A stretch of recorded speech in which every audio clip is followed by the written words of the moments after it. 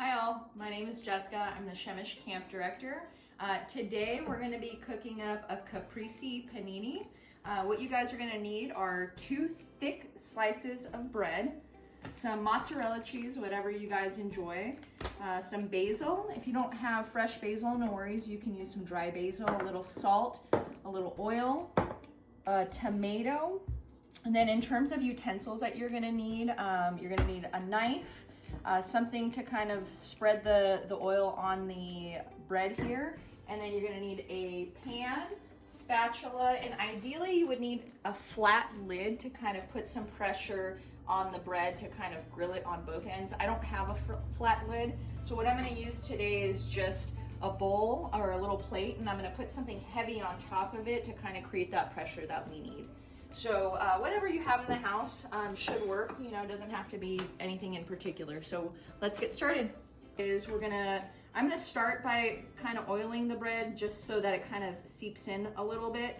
And then it kind of makes that golden brown color that you're looking for. So again, whatever cheese you have, I'd like to get pre-cut, pre-shredded cheese. That way it's a little bit easier.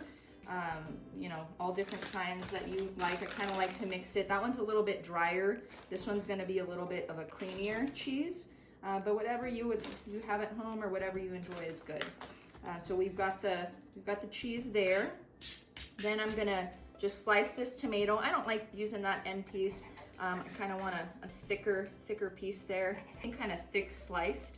I'd like to use 2 slices, and then I would also recommend a little salt so that your tomato has some flavor. So you don't need a lot, just a little grind on there or whatever you've got. And then the last thing we're gonna add is just some basil to the skillet here. And we're just gonna heat that up so you can kind of hear it sizzling a little bit. Actually, before I kind of do that, I'm gonna turn up the heat just a tiny bit.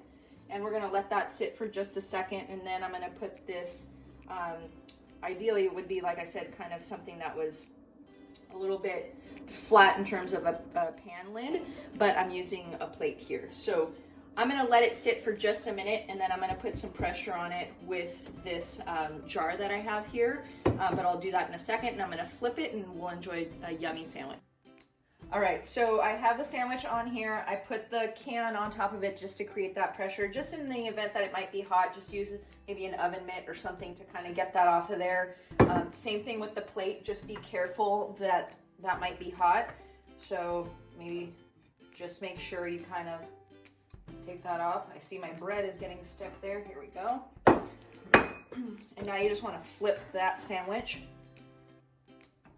Maybe I should turn up the heat, but it is warming up, so I'm going to turn up the heat just a little bit. Maybe medium heat there. You can kind of hear it sizzling. I'm just going to put that back on there.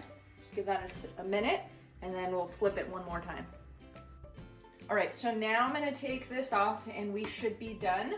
So again, just be careful in kind of doing this. It is a little warm, so I'd recommend kind of using that oven mitt. You can see the sandwich is pretty warm, so take a look at that. Looks pretty delicious.